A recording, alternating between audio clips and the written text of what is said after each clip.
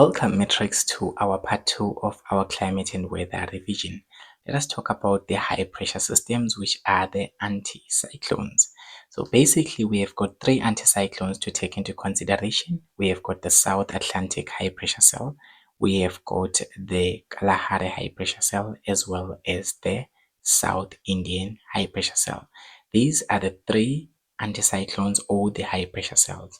So you can refer them to as anticyclones or as high pressure cells. Starting from the South Atlantic high pressure cell. The South Atlantic high pressure cell blows air that is cold and it is dry. So basically we have got cold and dry air that actually results in cold and dry conditions at a certain point. So if we consider this place and I say that this area is known as area A will actually experience dry and cold conditions. That is why most of the times at places like Northwest and the Northern Cape, basically they are cold and dry conditions because they are actually receiving air that is cold and dry that is being blown by the South Atlantic high pressure cell. We also have got a South Indian high pressure cell that is found to the right of South Africa. So basically the South Indian high pressure cell, it is located in the warm Indian Ocean, hence it actually blows warm moist air. So whenever you describe the air that is coming from the South Indian high pressure cell, you have to mention that it is warm and it is also moist. So warm air, remember that it holds moisture, more moisture. And then basically as this warm air, it is being blown into the land, this actually causes the area B here, let us just assume the area B to be the area that experiences the winds that are being blown by the South Indian high pressure cell. So the South Indian anticyclone or the South Indian high pressure cell will actually result in rainfall and warm conditions at point B. That is why in places like KZN, you usually find warm conditions and a lot of rainfall.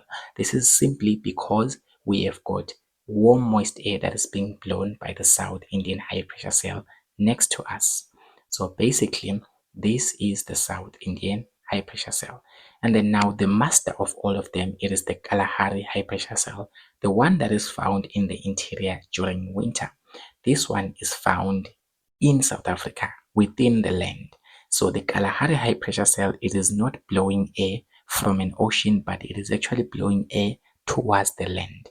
So it is dominant in winter. Basically, it is the one that results in the clear and stable conditions in the interior of South Africa during winter. Because remember that during winter in places like Mpumalanga, it is very dry, it is cold, and all those clear conditions, it is due to this Kalahari high pressure cell. So basically, we know that anticyclonic air circulation is anti-clockwise. This simply means that the air in an anticyclone rotates in a clockwise direction. So if they ask about the air circulation, whenever you are given a high pressure cell, you know that that air circulation is anti-clockwise. So now let us now look at the conditions. So the seasons are actually affected by these high pressure cells. So now let us take this synoptic weather map for example. So in this synoptic weather map, this is from 2023 on the 3rd of June. So 3 June 2023, that is when this synoptic weather map was captured. So now look at this and tell me which season is this. The season here is winter due to these 6 reasons or 5 reasons, of course. So now this is South Africa. So this is the land. This is actually the map. So now we have to just look at this as our South Africa. This is the land. And then now, as you see in the land, let us look at these conditions. How can we prove that this synoptic weather map represents a winter season? So basically, the Kalahari high pressure is dominant over the land. How do we see that? If you zoom into the land, you're going to see that there is an H within the land. So this H, it tells us this is a high pressure cell. So there is a high pressure cell over the land. And when the Kalahari high pressure cell O is dominating over the land, or maybe when we can write it over the land, it shows that this is winter. So whenever we've got a high pressure cell within the land, we say that these are winter conditions. And also the date on the synoptic weather map. So the date of the synoptic weather map, when it was captured, it indicates the winter. For example, here you can see that the date here is 2023 on the 6th or on the 3rd of June. So remember that June represents winter season. So this is another evidence that this indeed is winter conditions. And then also a mid-latitude cyclone is closer to the land. Remember that we have said that a mid-latitude cyclone attacks the land during winter. If you can observe carefully here, we have got this. This is a mid-latitude cyclone. You can see that this is a cold front. The one highlighted in yellow is a cold front. And if we highlight, this is a warm front. So you have got a cold front and a warm front. So it means that this indeed is a mid-latitude cyclone. And you can see that this mid-latitude cyclone is very closer to the land. It is actually the cold front. You can see it is actually attacking the Cape Town. It is actually attacking Cape Town.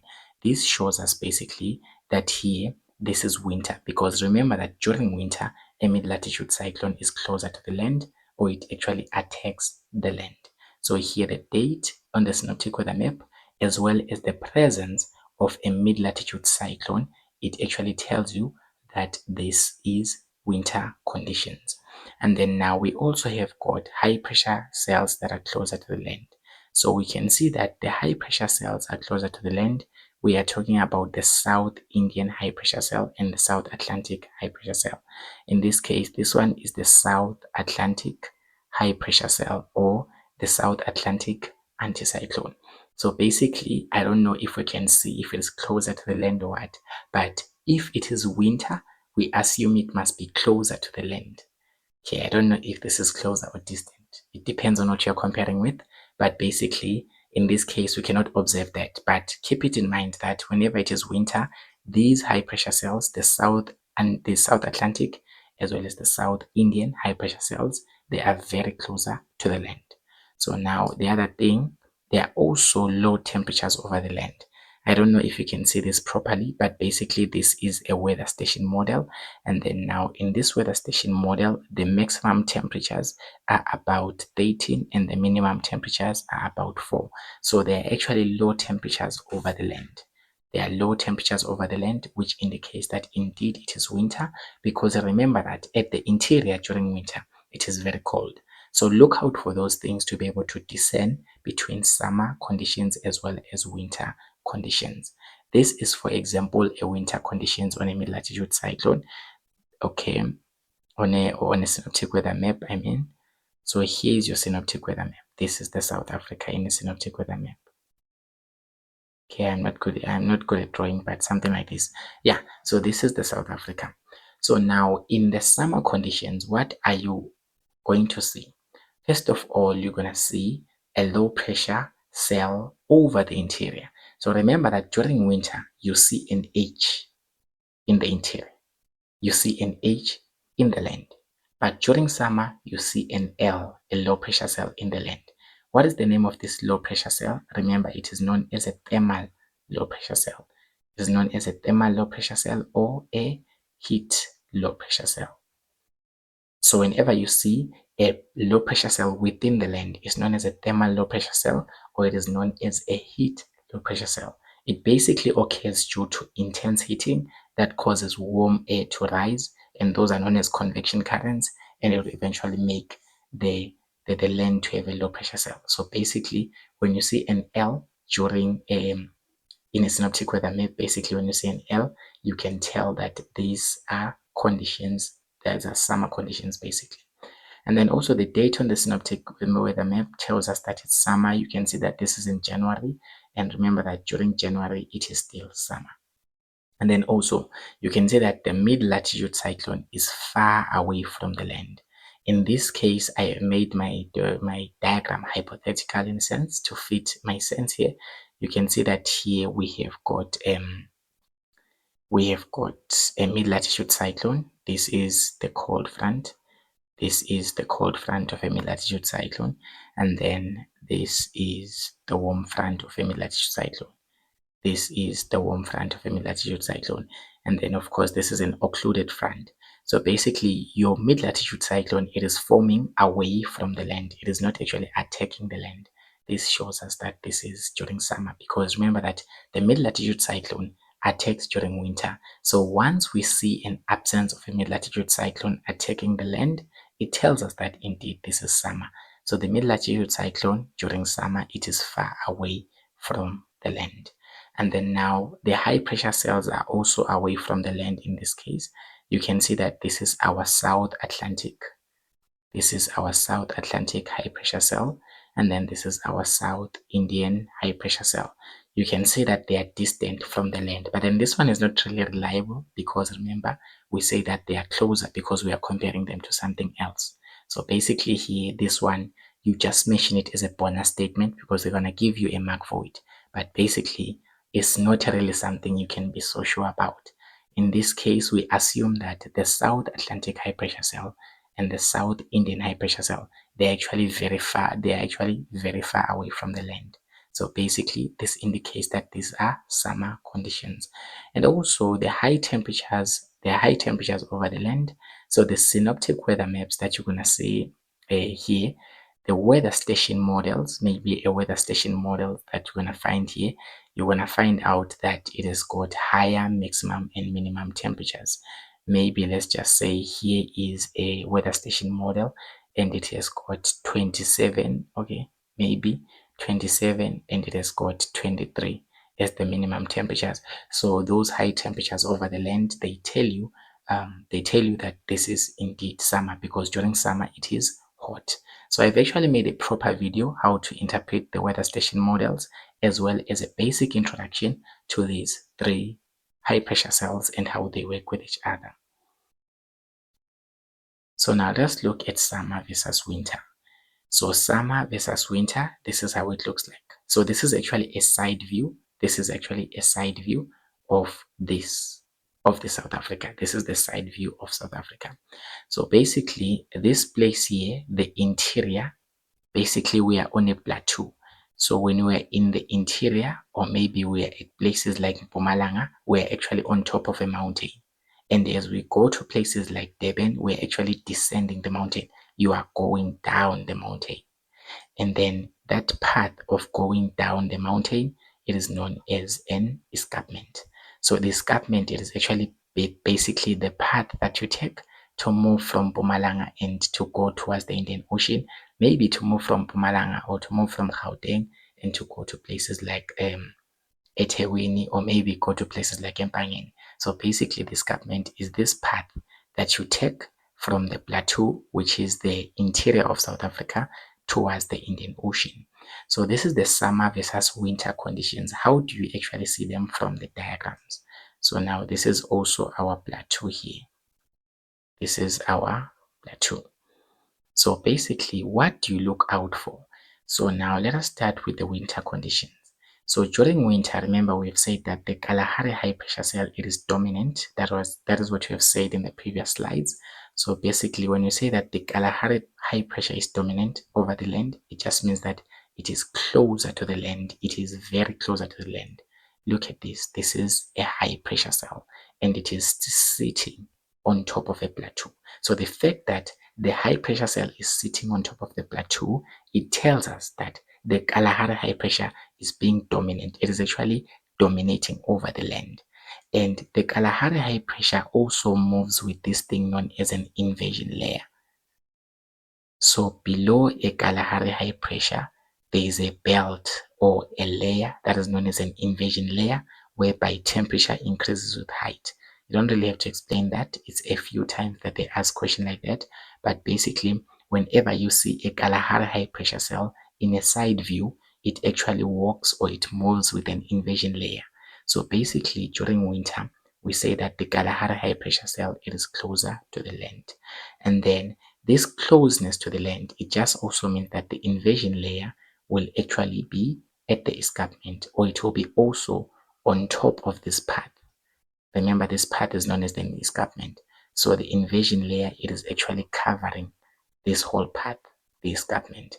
The invasion layer is not really something that looks like that you can see. It's just a layer of warm air whereby the temperature increases with height. It is not something that that looks like a donkey or something like that. It actually moves with a Kalahari high pressure cell. So basically the inversion layer, it is pushed by air that is subsiding. So there is cold air that is subsiding. So there is cold subsiding air that pushes down the inversion layer.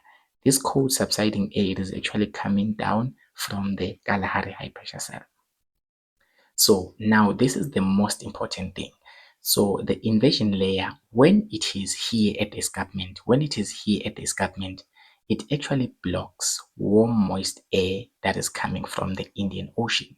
So if you can look here, we have got warm moist air. Remember that the Indian Ocean, it is having that South Indian anticyclone. And in our previous slide, we have said that this South Indian anticyclone, it blows warm moist air into the interior from the Indian Ocean. So here, this warm moist air, as it tries to get into the land or into the interior, it is blocked by this inversion layer. So basically the inversion layer blocks warm moist air from entering the land.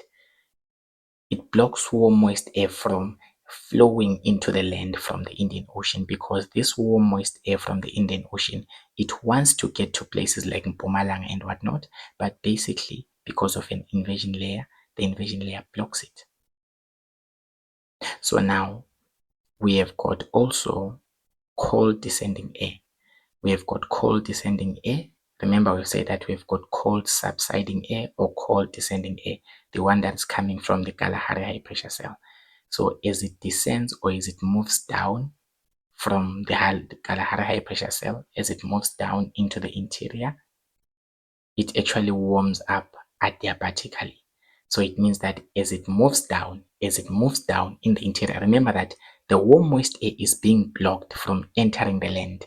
But in the land, we have got cold subsiding air that is coming from the high pressure cell, the Kalahari high pressure cell. Because remember, we've said that the Kalahari high pressure cell, it blows air towards the land. So this air that is blowing here, it is from the Kalahari high pressure cell towards the plateau or towards the interior of South Africa. So as this cold air it actually flows down, it actually gains heat. As it descends, it actually warms up adiabatically. And we know that warm air can never form clouds. Yes, warm air can never form clouds. Okay, so basically, as it descends, it warms adiabatically, and then this will actually result in dry, clear, and stable conditions.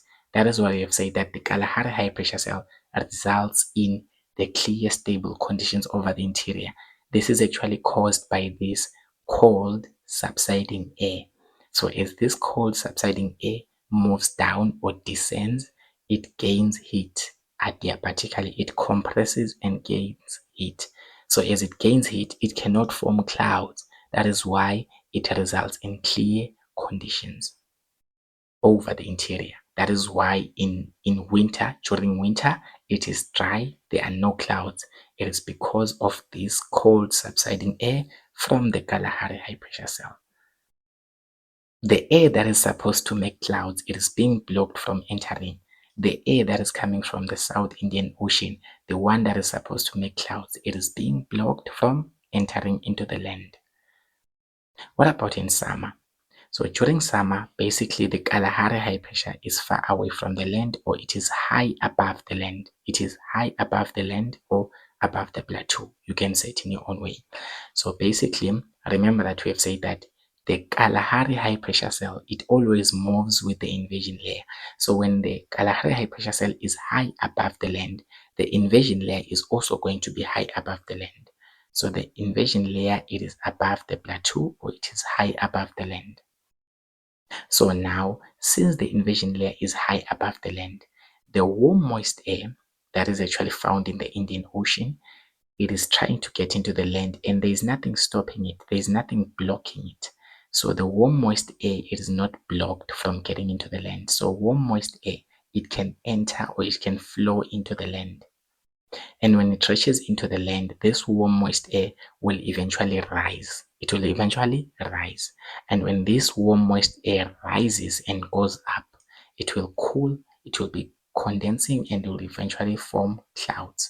So for us to form clouds, we must have warm moist air that rises and cools and condenses to form clouds.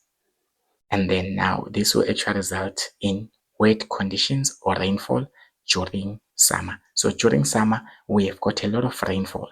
This is because the invasion layer, which blocks warm moist air, it is high or it is far away from the land in such a way that the warm moist air it is not blocked. These are your 8 marks paragraph questions where you have to explain why there are wet conditions over the land. It is because the invasion layer is far away from the land, because the invasion layer it is the one that blocks warm moist air. So if it is far away from the land, warm moist air is able to get into the land. And when this warm moist air gets into the land, it rises. And as it rises, it cools, it condenses. And as it condenses, it forms clouds and eventually rainfall.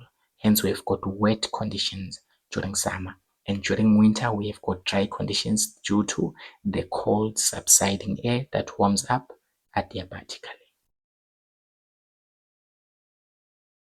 Okay, let's look at traveling disturbances now. What disturbs you when you travel?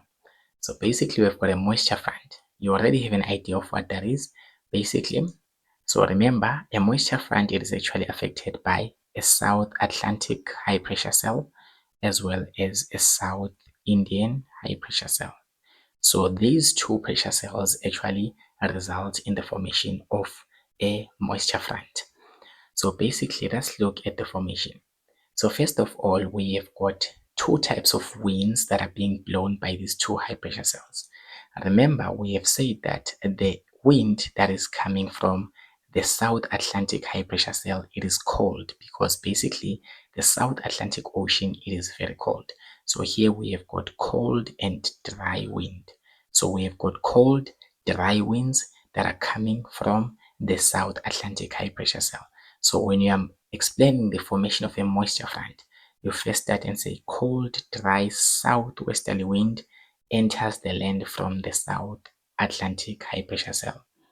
So we say that it is southwesterly. You can see that that is its direction because remember that this is north, this is south, this is west, this is east. So in this sense, you can see that the wind that is coming from the South Atlantic high pressure cell, it is entering in this way.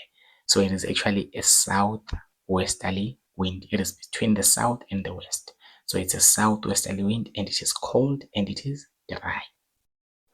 And then now with the other MS that you have, it is a warm. You have got a warm, moist wind. Don't forget the word moist. You have got a warm and a moist wind. And this is actually flowing into the land from the South Indian high pressure cell. So this is actually a northeasterly wind. Don't forget to mention the direction. This actually answers the moisture content and the temperature of the air. If they ask you to describe the temperatures and the moisture content of these two MSs, you say that the southwesterly wind, it is cold, that is its temperature, It is cold, and then it is dry, that is its moisture content. How much moisture does it hold? That is its moisture content. If they ask you about the temperature of the northeasterly wind, the one that's coming from the South Indian high pressure cell, you say it is warm, that is its temperature. You say that it is moist, that is its moisture content. It holds a lot of moisture. It has got water in it. So basically, as these two MSs enter, you can see now that this northeasterly wind, it has entered. This is wind B in this case. It enters. And then this southwesterly wind, it also enters. So they converge or they meet at one point. Now we say that the converging MSs are different and cannot mix. Remember that we have said that if we have got warm air and cold air, those two cannot mix because they've got different humidity, different temperatures, different everything, different atmospheric pressures. So we cannot mix warm air and cold air. Instead, they're actually separated by a front. So whenever you've got cold air and warm air that are meeting at a common point, that point is known as a front. So a front actually separates a warm and a cold air mass. Just like in a mid-latitude cyclone, the polar front, it actually separates cold polar easterlies and warm westerlies. So similarly here, these two air masses will be separated by a line, and that line will be known as a moisture front. So you've explained the formation of a moisture front. So this line is known as a moisture front. So these air masses are separated by the moisture front. If they say explain in a paragraph of approximately 8 lines, they give you 8 marks to explain the formation of a moisture front. You have to talk about the cold, dry southwesterly wind. You have to talk about warm, moist wind that is flowing from the land, that is flowing into the land. You have to also say that these masses actually converge, and when they converge, they cannot mix. They cannot mix. And then now, as they cannot mix, they will be separated by what? By a front. And the name of that front is the moisture front. Now, let us look at the weather conditions associated with the moisture front. So now that these two have met here, remember that always the warm moist air rises. The warm moist air always rises over the cold air. So in this case, when these two meet, the warm moist air is light. It is not heavy, and it will rise above the cold air. As it rises, this rising warm air will actually cool. It will condense and form cumulonimbus clouds. And we already know the fate. The rest is history. And then cumulonimbus cloud will give us heavy rainfall. And we'll also get this thing known as line thunderstorms that will occur along the moisture front. That is why you can see that in this diagram here. In this diagram here, we have got pictures of cumulonimbus clouds here. We've got pictures of what? Of cumulonimbus clouds. And these cumulonimbus clouds are forming along this line. So this line A is known as a moisture front. It is the boundary that separates the southwesterly wind, the cold, dry southwesterly wind, and the warm, moist northeasterly wind. But we know that the warm, moist air will eventually rise. So warm, moist air will rise. Warm, moist air will rise. And as it rises, it will cool, it will condense, and eventually it will form cumulonimbus clouds, bringing heavy rainfall and line thunderstorms. We say they are known as line thunderstorms because they occur along the line, which is the moisture front, the line that separates these two different air masses. So now it is your task to find out the impacts, the positive and negative impacts of line thunderstorms. Now we have got a bergwind. So a bergwind occurs in South Africa. They can actually represent it using these two diagrams. They can use a cross-sectional view or a side view, or they can also use this one, which is a plan view, or you can just say a synoptic weather map view.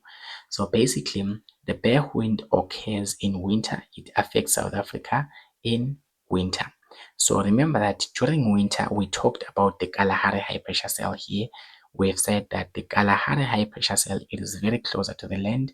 So there is what? There is cold subsiding air. There is cold subsiding air. And as this air subsides, it warms up adiabatically. So you can see that here, as it reaches this point, it is 20 degrees Celsius. It has warmed up because it is descending. As it goes down, the higher you go, the colder it becomes. The lower you go, the warmer it becomes. So as this air is becoming lower, or it is descending towards the land, it will become warmer and warmer and warmer. And then now you explain the formation of a bergwind. So the cold air from the Kalahari high pressure cell, it is subsiding in the interior. And as it subsides, it heats up adiabatically. It becomes warmer and warmer and warmer. So now this air will now flow down the escarpment. Remember, we've said that the path here from the plateau or the interior to the sea or the ocean, it is actually the escarpment. So the escarpment is basically this path here between the interior and the sea. So the path from the interior to the sea is the escarpment. So now this warm air, this air that has descended and become warm, it will actually move down the escarpment. It will do what? It will move down the escarpment towards the sea. And then now as it moves down the escarpment towards the sea, it will also become warmer and warmer adiabatically. So further adiabatic heating occurs. So it has become hot just by descending within the plateau from the Kalahari high pressure cell. But now that it is now descending further from the plateau towards the sea through the escarpment, it is becoming warmer and warmer. So further heating occurs. It becomes warmer and warmer, so it heats up furtherly. So now as it becomes warmer and warmer, it will become warmer and warmer, right? So this will become a hot and a dry wind. It becomes warmer and drier. So the air becomes warmer and drier. And then this warm and dry air, it is known as a bergwind. So basically, this is how you explain a bergwind. So a bergwind, it starts from the descending cold air within the interior that warms up adiabatically, and then this air will eventually move down the escarpment. You can see here it is written 31 degrees Celsius. So here at the interior, it was 20 degrees Celsius.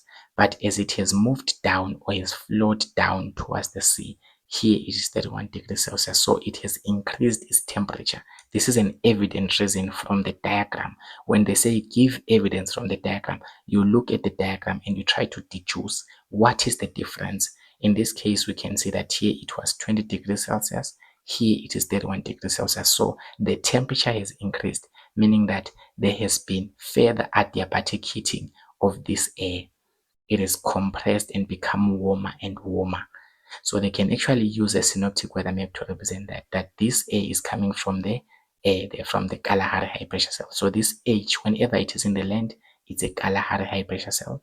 This air, as it moves down the escarpment, it becomes warmer and warmer, and it actually lives here through a coastal low pressure cell. So this is a bergwind. So this is a bergwind. So now there are potential impacts of a bergwind. Bergwinds are actually dry. We have said that it becomes drier as it moves down the escarpment. It loses its moisture. It becomes drier. Therefore, it can actually cause the vegetation to be dry as well. And then this dry vegetation will increase the risk of field fires. Bear in mind, when you're answering these impacts of a bergwind, do not say that bergwind leads to field fires. No, bergwinds cannot make field fires. Basically, the bergwinds make the vegetation to be dry, the plants and the crops and the forest to be dry. And when they are very dry, it is easier to spread fire. So it actually increases the risk. It is not actually causing the fire itself. It is increasing the risk of field fires. For example, if I come with my cigarette and I throw the cigarette in this dry vegetation that has been dried by a bergwind, that dry vegetation will actually catch the fire because it is dry. So it is not the bergwind that is causing the fire, but basically it is drying out the vegetation, and the vegetation is becoming at risk of being a platform or a medium whereby you can actually spread fire easily. So also the soil can be easily washed away due to this dry vegetation, because now as the vegetation is dry, the soil, you remember that the soil is actually made compact by the vegetation. So when the vegetation is dry and it actually falls off, then the soil will be easily washed away. And then when the soil is easily washed away, the habitats of natural organisms, they will be destroyed because they are microorganisms that are found within the soil. That is their house, that is their habitat. So it will be easily destroyed because of this dry air vegetation. And then this dry air, for us humans, it can also cause dehydration. If you inhale dry air, you're actually going to be dehydrated. And then this will actually have potential risks in your health. Okay, uncommon one, they do not commonly ask the coastal low pressure. But then this is the last traveling disturbance that we're gonna do for our part 2. So basically the coastal low pressure, it is found near the coast. So remember, the coast are these places that are closer to the ocean. So in this case, this is the coastal low pressure cell. Whenever you see an L closer to the ocean, that is a coastal low pressure cell. So it actually moves along the coast. It actually moves along the coast. So it moves from west to east. You can see that it was here, this is the west, and then now it is here, this is the east. but it doesn't just move, it moves along the coast. So if you just say it moves from west to east, that's wrong. You have to say that it moves from west to east along the coast. So it stays on the coast, but is moving towards the east, eastwards, but along the coast. So at the east coast, basically, we have got winds that are coming out and winds that are moving in. Basically, the winds that are coming out, we say that they are known as offshore winds. So in this case, we have got winds. Remember that this is air circulation, it is clockwise. This is air circulation, it is clockwise. So the offshore winds, they are dry and warm. So these are the bergwind. So when we talked about bergwind, they actually leave the land through the coastal low pressure cells. So the bergwind actually leave the land through the coastal low pressure cell. And then the onshore winds here at the west coast, the winds that get into the land, they are cold, and then they've got limited moisture. You can say that they are almost dry, but they usually result to this thing known as advection fog. So basically at area C here, if they ask the conditions at area C here, you want to say that there is advection fog and they are cold conditions.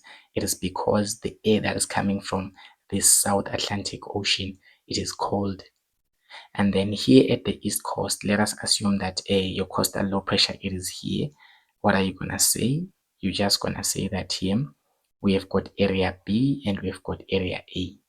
So basically here, the offshore winds, the ones that are coming out, the winds B, the ones that are coming out from the land, they are warm and they are also dry. Usually it is the bergwinds that come out from the land. It is the bergwind that come out from the land, the offshore winds. But the onshore winds here, you can see that they are coming from the Indian Ocean and they are blowing into the land. We say that these ones are warm and they are moist and they result in rainfall in these areas. If I just give you an area here and I say this is area X, so area X experiences rainfall, for example, in KZN. That's where I am currently. That's why I'm talking about it too much.